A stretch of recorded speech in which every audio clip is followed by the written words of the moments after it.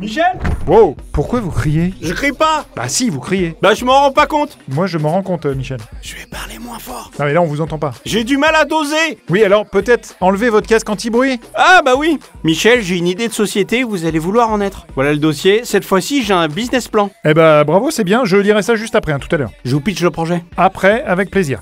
Bonjour et bienvenue dans Fort Accord, votre analyse d'après-film en compagnie de Michel, le spécialiste technique de l'émission. Bonjour Michel. Bonjour Michel. Des criminels qui tirent des faux flingues, une actrice qui galère avec des vraies fringues, rien ne m'échappe. Et aujourd'hui Michel, on parle de Fast and Furious 4, celui qui a rebooté la saga. Exactement. Et je vous réserve le 5 et le 6 pour les prochaines semaines. On s'en branle. Tu m'étonnes, t'as pas envie de voir ce que je vais montrer. À commencer par ta voiture. Qui se retrouve à taper le camion et à bousiller l'aile arrière gauche. Le genre de truc où on laisse sa voiture au garage pendant 2 semaines. Mais lui, non. En 11 secondes exactement, elle est comme neuve. Eh bah ça c'est bien vu, là je dis bravo, c'est du bon boulot Michel. Ça dépend de la manière dont on voit les choses. Bah nous on les voit comme ça. Je continue avec cette scène dans laquelle Michel Rodriguez porte un petit vêtement autonome. C'est quoi un vêtement autonome? Un vêtement qui fait ce qu'il veut quand il veut. Dom, il y a combien de temps déjà qu'on fait ça? Là par exemple, il décide de découvrir l'épaule de la comédienne. Puis, Et là, d'un coup, va savoir pourquoi? Ce serait trop dangereux? il la couvre. Puis, Arrête. il la découvre. Puis il la recouvre et il découvre l'autre. J'ai déjà vu ça quelque part. Ouais. À l'avant-première du film, je pense. En même temps Michel, c'est un fort accord un peu classique. Hein. Ça arrive souvent quand on tourne une scène plusieurs fois et qu'on prend des bouts d'une prise et des bouts d'une autre pour faire le film final. Moi je dis qu'avec 300 personnes au générique, il y en a un qui pourrait être engagé pour vérifier ça. Il y en a, ça s'appelle un script. Ouais, bah pas sûr qu'ils en avaient un là. Maintenant, fusillade. Comptez bien les coups de feu. Bah là il y en a eu 3. Exactement. Et après?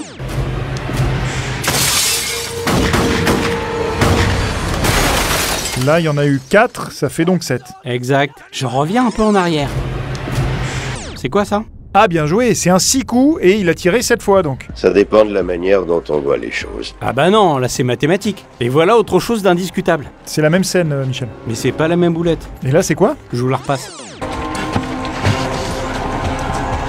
La voilà. Oh, l'équipe technique. Maintenant, une scène dans laquelle notre ami Vin a un sacré problème de binouze. Je vous montre? Inutile. C'est pas à toi que je demande. Oui bah montrez-le Michel. Bénissez, Seigneur. Voilà la bière. Elle a quoi comme problème? Un problème de mousse. Bah y a pas de mousse. Exact. Quand soudain... Bénissez. Oh, ah oui la vache, là il y a de la mousse. Et puis, Cette nourriture... il y en a plus. Maintenant, je vous propose une erreur de dialogue. Un truc qui montre que les scénaristes se souviennent pas de ce qu'ils écrivent d'un film sur l'autre. Je parie que cette idée est très jouée. Tout me réjouit. Je suis d'un naturel joyeux. Écoutez bien Jordana Brewster. And say goodbye to your only brother. Only Brother. Je savais que vous alliez le repérer. Only Brother égale seul frère. Elle parle donc de Vin Diesel comme étant son seul frangin. Alors que dans Fast and Furious 9, on apprend qu'il y a un autre frère. Ah oui, joué par John Cena en effet. On s'est fait une jolie série. Ça, je te le fais pas dire. Et elle continue avec cette scène dans laquelle Paul Walker conduit une Subaru. Qui est une très belle voiture. Qui n'existait pas. De quoi? Comment ça? Le film est censé se dérouler avant Fast and Furious Tokyo Drift, donc avant 2006. Or, la Subaru que conduit Paul Walker est une STI 2009. Pétasse. C'est toi la pétasse? Eh oh, ça va Michel? Excusez-moi, c'est des réflexes de défense. Je continue avec cette scène dans laquelle on peut clairement distinguer des traces au sol. Oui, qui montre que la prise a été réalisée plusieurs fois. Exact. Comme on peut le voir, il y a des traces pour chaque véhicule de police qui avance. Oui, enfin Michel, en même temps, ils allaient pas tamiser 100 mètres carrés de terre battue. Bah, quand on veut bien faire les choses, c'est ce qu'on fait. Moi, je l'ai fait pour un court-métrage que j'ai réalisé qui On traitait de la... s'en branle. Ah ouais? Et ça, on s'en Michel! branle. Pardon. Regardez la voiture de Jordana Brewster. Elle a une longue antenne ici. Ah, sacrément longue, ouais. Qui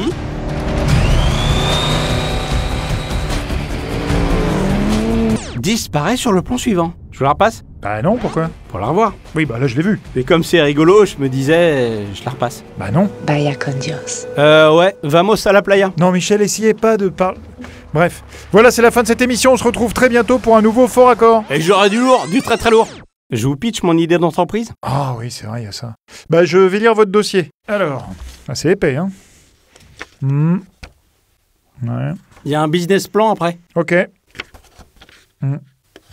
Alors, vous en êtes? De quoi? Eh ben, vous l'êtes mon associé. Non. Pourquoi? Vous aimez pas l'argent? Ah si, mais là, non. Pourquoi? Bah, je sais pas, enfin, comment dire...